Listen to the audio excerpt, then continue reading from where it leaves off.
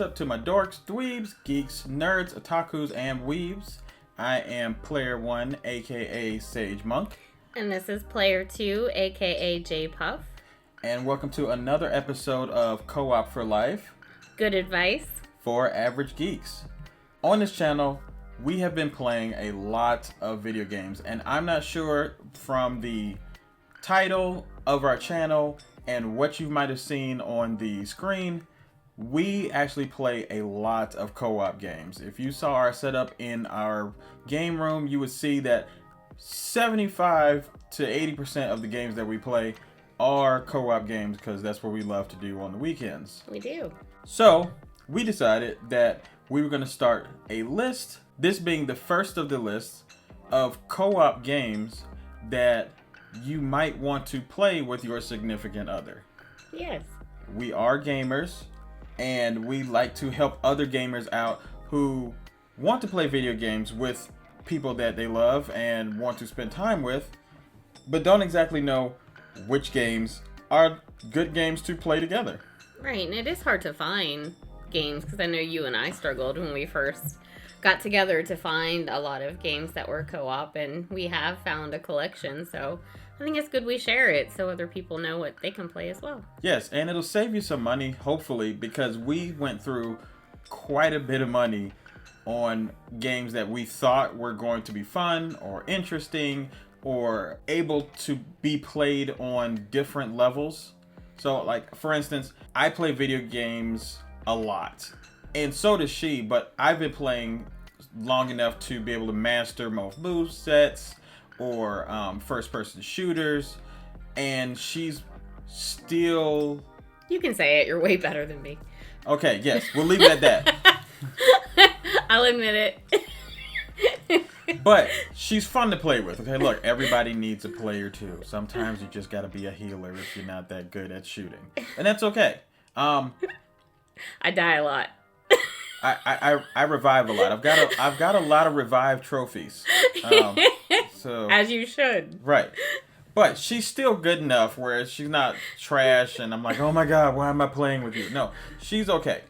Now, I say that to say, there's learning curves on a lot of games, and that can turn a lot of people off. So what we're trying to do is come up with a list of games that they might have different qualities. Some might have a little bit of a learning curve.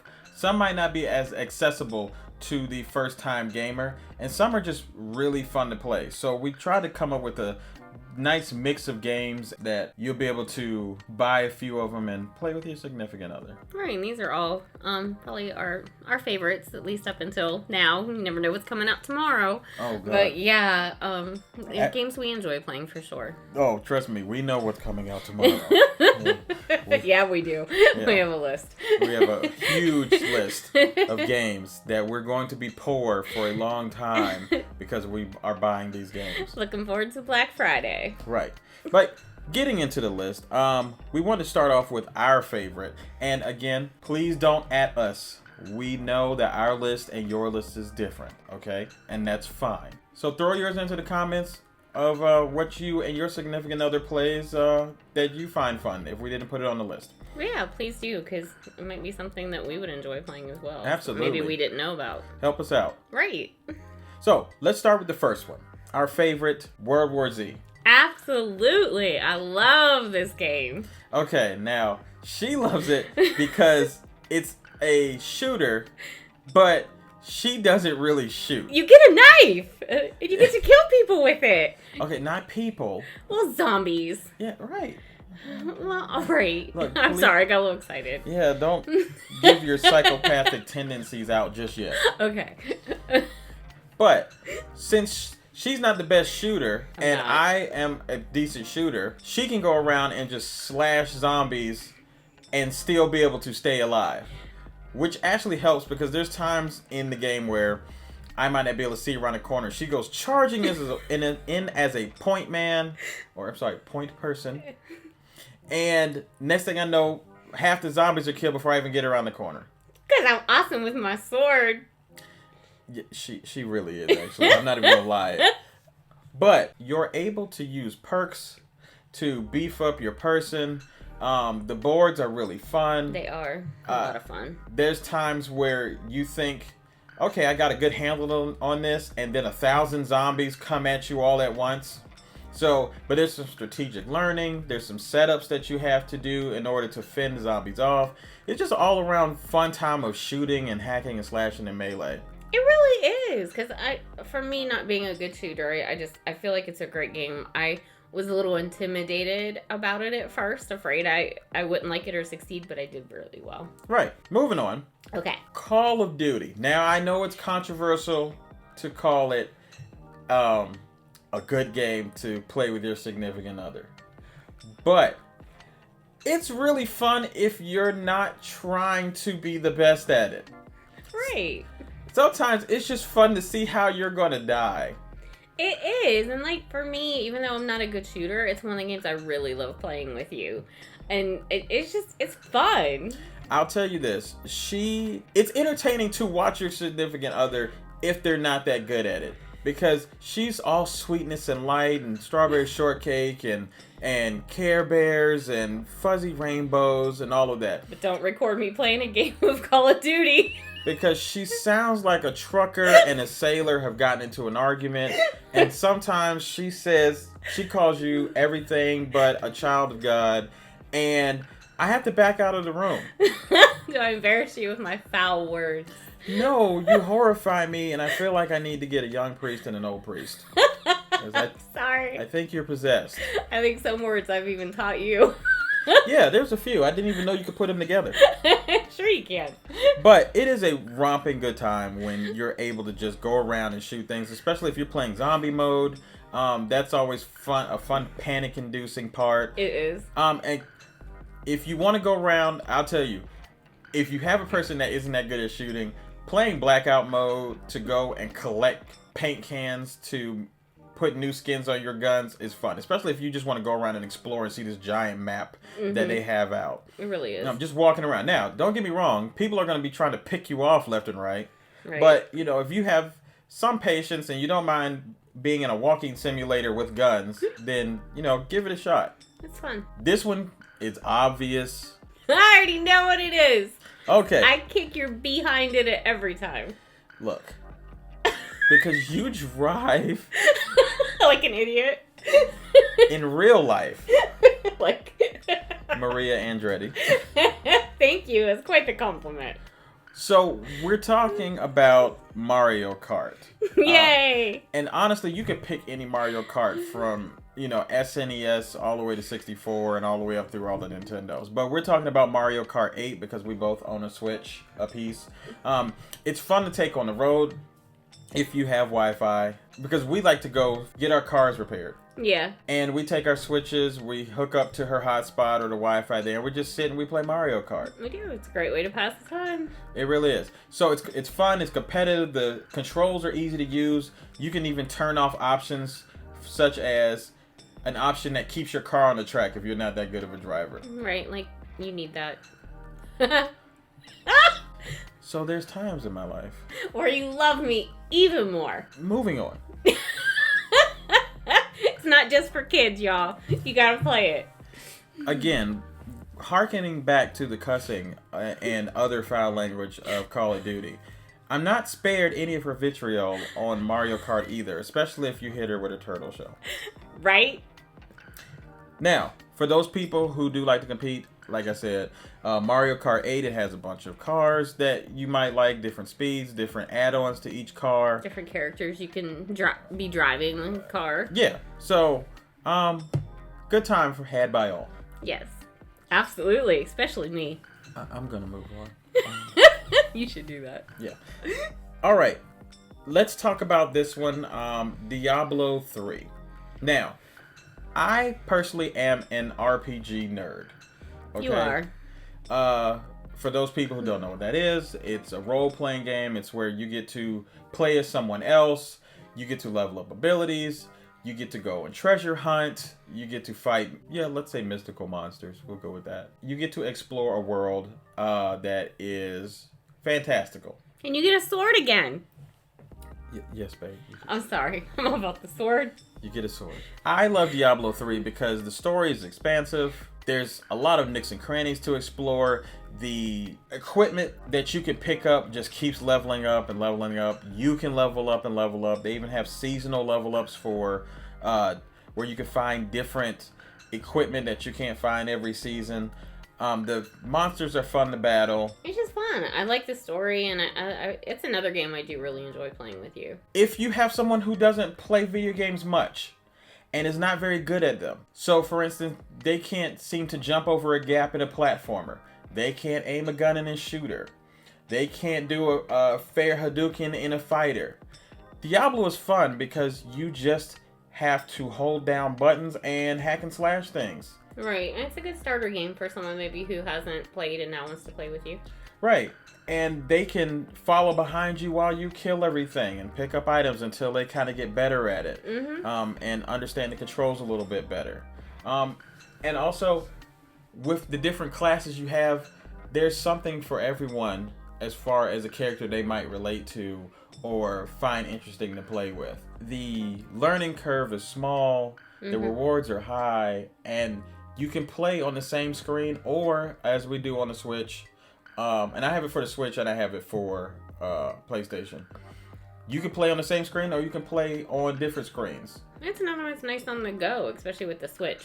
Correct. Because since we each have one, so it's nice to take with us, and if we're in a hotel or something, just be able to chill and play on our Switches together. And it's not a short game to play. It goes for hours and hours. It can go as long as you want it to. So for people who really want to find something to play that they can spend a lot of time just campaigning and spending time with each other, going through something, some experience that's long, Diablo's for you. Exactly. Now, this one might be a little obscure. And I might get a little bit of hate from people because of the franchise. But Final Fantasy Comrades is an extremely fun game to play co-op. It really is.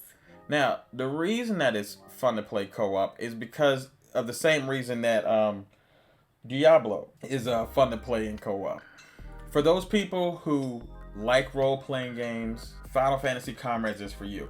It started off as a, side game on this Final Fantasy 15 game. I think it was like an extra $5 or something like that when we first got it to play.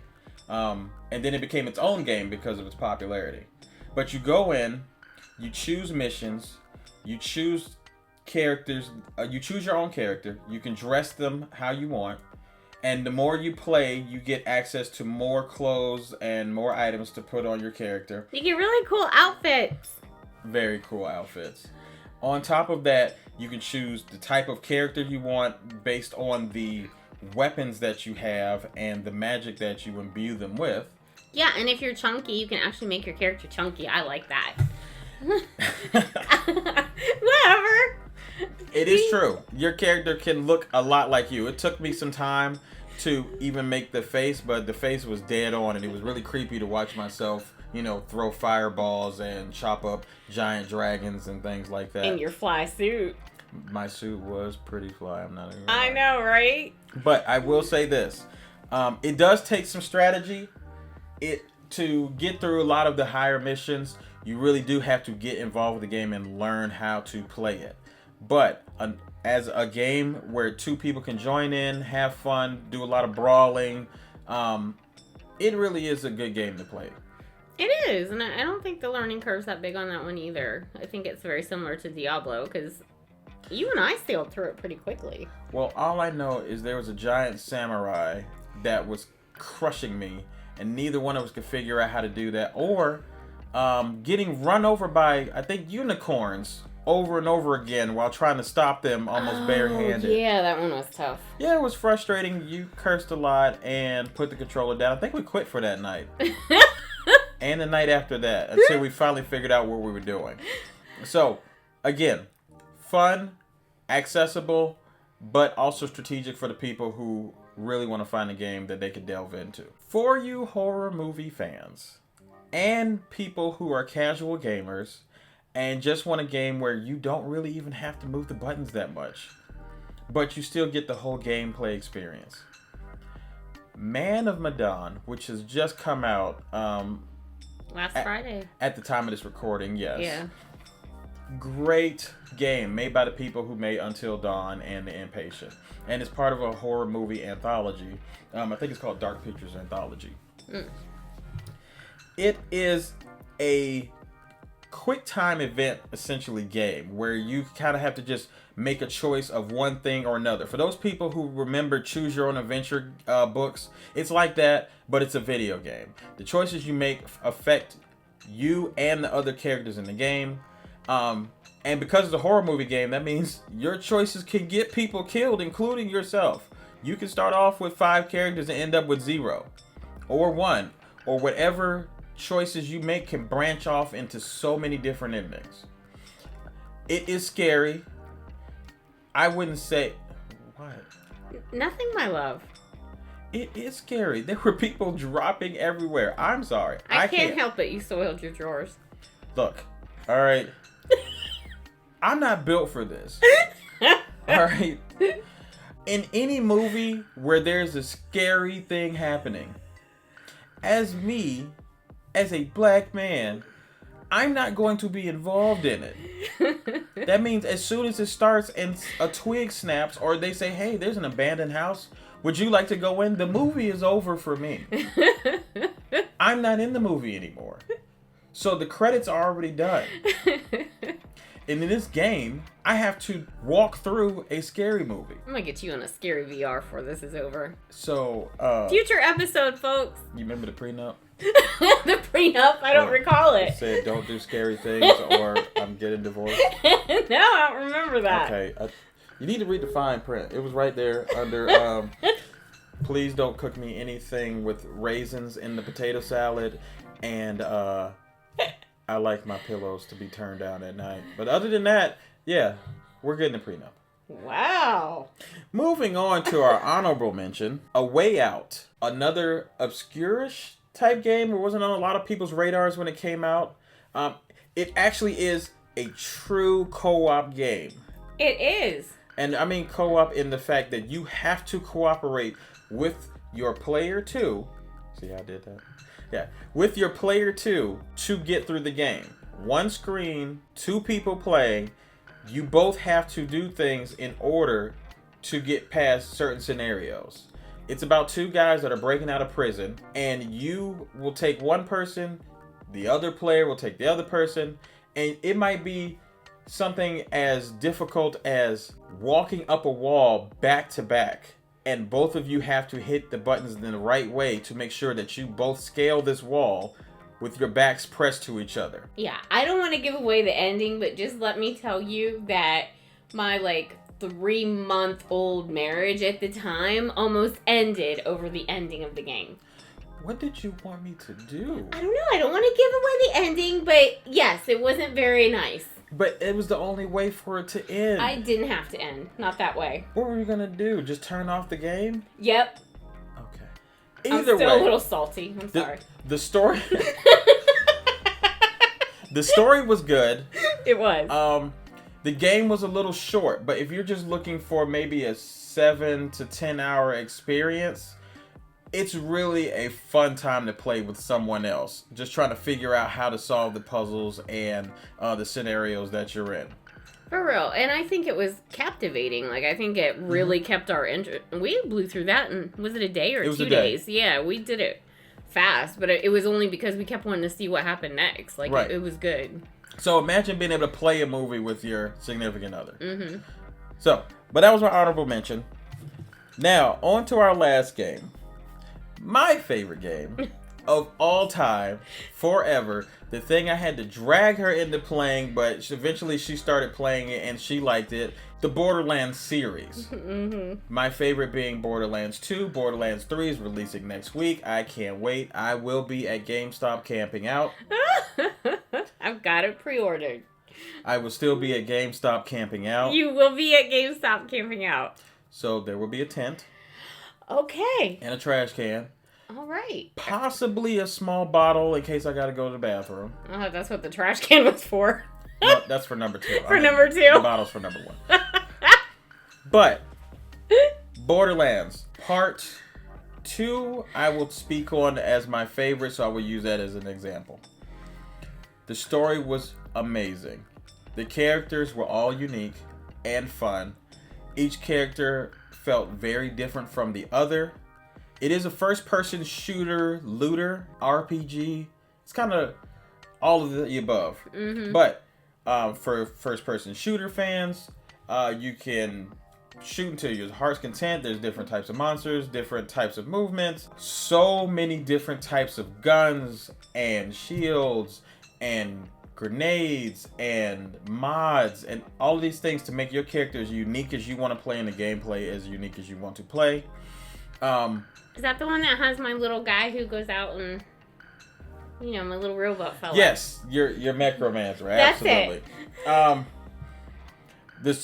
The story, oh my god, there's so many hours I sank into that. We haven't got very far in it yet together, but I do enjoy playing it.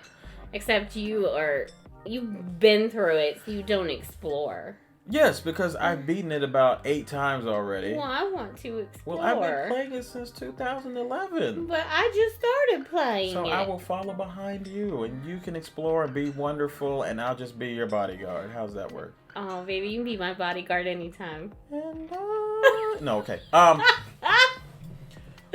But as far as a game that you and your significant other can play ad nauseum and have a bunch of fun, and the story's good and the character's good and it's funny, check out Borderlands as a first-person shooter, role-playing, explorer, looter, all of the above. It's just my favorite. I'm not going to fanboy too much about it, but he could go on for hours.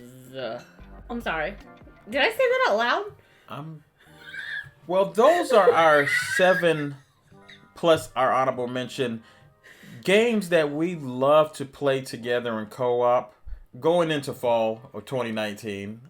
And this will be the first of quite a few lists as we go along, but it goes along with our channel. We love to play co-op games together, and we like to talk crap to each other while we're doing it, apparently. Always.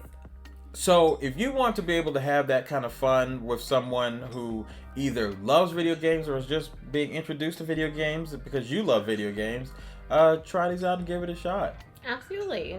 And like you said, don't forget to put something in the comments below and let us know what your favorite games are. Right. If they're the ones we mentioned, let us know how much you enjoy playing them. And please hit the like and subscribe button and hit that notification bell if you liked what you heard. But until then, and until the next time, Later, geeks.